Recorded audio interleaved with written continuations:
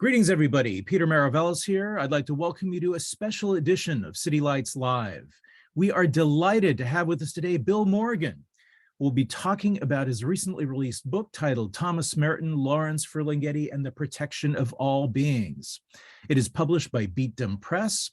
Bill Morgan is no stranger to City Lights, being a dear friend of the store going back many, many years. He is a writer, editor, and painter. He is best known for his work as an archivist and bibliographer. He has served as Lawrence Ferlinghetti's archivist and bibliographer, as well as Allen Ginsberg's, Abby Hoffman's, and Timothy Leary's.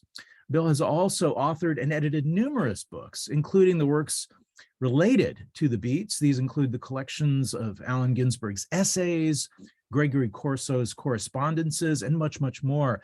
City Lights was honored to have published his Beat Generation walking guides. These include guides to New York, San Francisco, and the world. Bill is also the author of the definitive history of the Howell trial, published on the occasion of City Lights' 50th anniversary. Bill has also edited the selected correspondences of Lawrence Ferlinghetti and Allen Ginsberg from 1955 to 1997.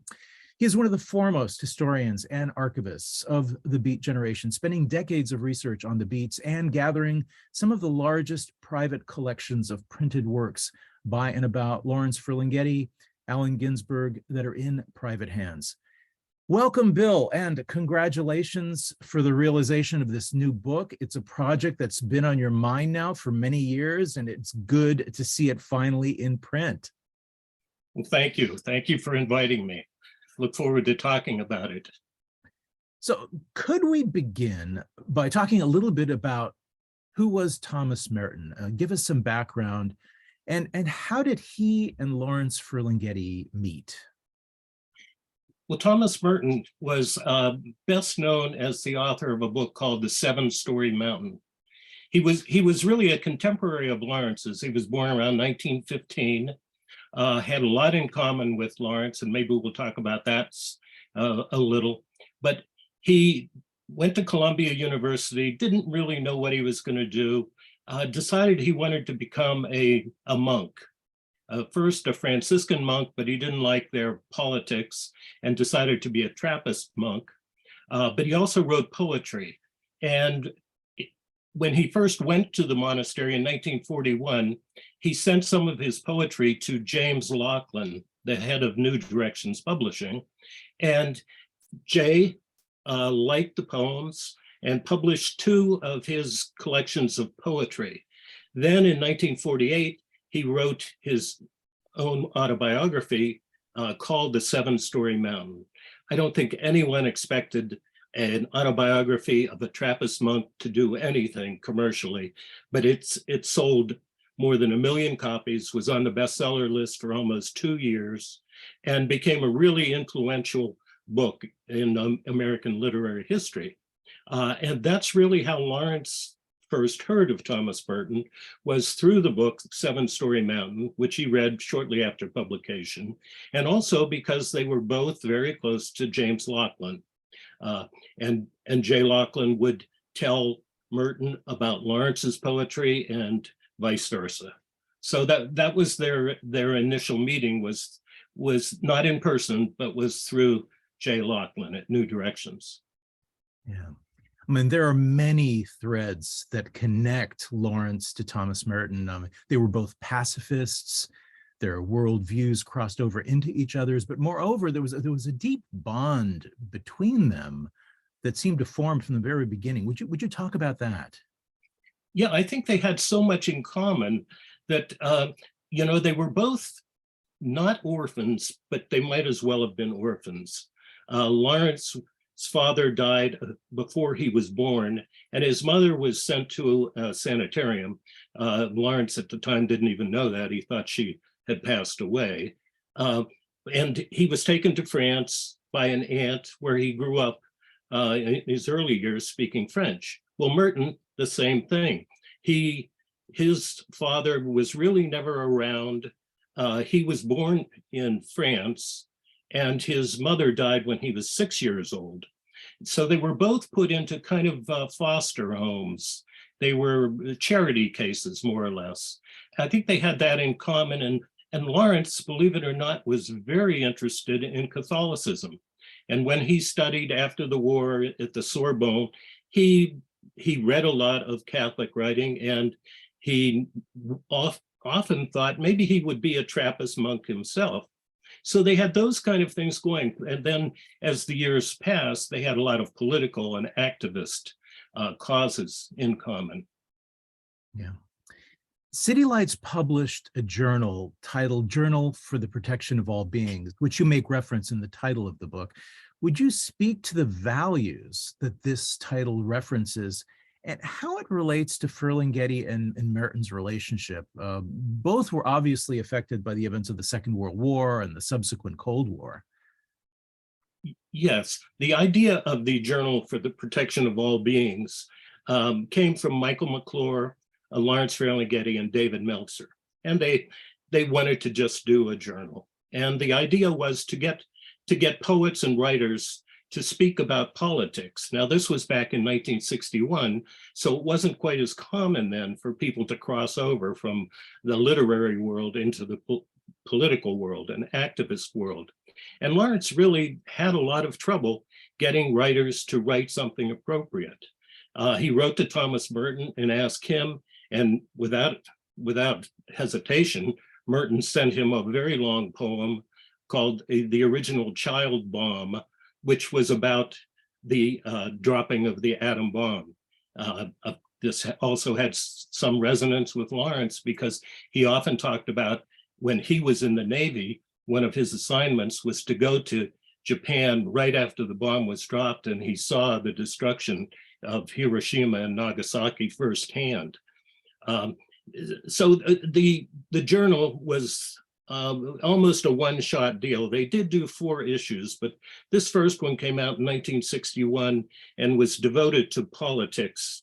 The second one didn't come out for almost 10 years, and that was devoted to the 1968 student uprising in France. In '69, they did another one on the People's Park in Berkeley and the protests that led to the founding of that park.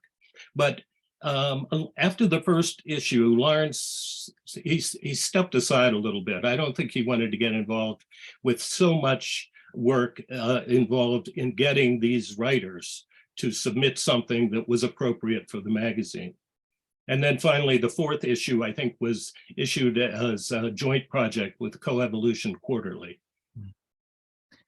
So you make reference to the publisher New Directions, and of course, earlier you mentioned James Laughlin, who played an important role in bringing both Lawrence and Thomas into print. Would you address the significance of Laughlin? I mean, not just in the Ferlinghetti-Merton friendship, but also as a prime mover and shaker in the world of publishing and and beyond. Yeah, James Laughlin was lucky to be a very wealthy man. He was the heir of the Jones and Laughlin Steel Corporation in Pittsburgh, which actually I worked there for 3 or 4 years while I was in college. So I always thought, oh, I worked for J. Laughlin too. But with his money, he went to Europe. He wanted to be a poet. Ezra Pound told him his poetry wasn't good enough. He wouldn't amount to much, but why didn't he publish poets? And that would be a practical thing to do in the world. So he began by befriending Ezra Pound, William Carlos Williams, many of the mid-century American and worldwide poets. He also went on then to be Lawrence Ferlinghetti's publisher, and as well as Gary Snyder and Gregory Corso, and a lot of the people we know so well.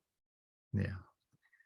In the end, I was really left with a strong sense of the tenderness that existed between Lawrence and Thomas. You captured that very well, I thought. And I was curious, what was evoked in you as an editor and compiler of these letters? And as you were putting this together, what did you discover about the emotional depth between the two men, and how are you responding to the material? Yeah, I think with Lawrence, it was kind of fascinating because Lawrence always seemed a little gruff to me. And in these letters and in his relationship with Merton, he really seemed a little softer, and they had a lot of compassion for for everyone in the world. That's the Journal for the Protection of All Beings. The idea behind it was to write about things that would protect mankind, maybe mankind from itself, but take on the big issues and try to reach people in that way. I think the relationship between them grew as they got to know each other better. And also it surprised me how similar their writing was. Lawrence always wrote things that he called prose poetry, and Merton was writing something that he was calling anti-poems. I think taken after Nicanor Parra's poems and anti-poems. But their writing style, their ideas behind these poems seemed very similar to me. And so I could see that they would have been close friends if they had lived within a few miles of each other. They probably would have visited often. Yeah. So I'm just curious about, the technical side of this. What were some of the challenges that you faced, when you were putting this together? Well, I didn't have a lot of trouble with copyrights or anything because, Lawrence Ferlinghetti I had worked with for so many years, and Nancy Peters was very generous with that. And with the Merton Society, where his papers are in Kentucky, they were also very interested in this project and worked really well with me. So getting the letters together wasn't a problem.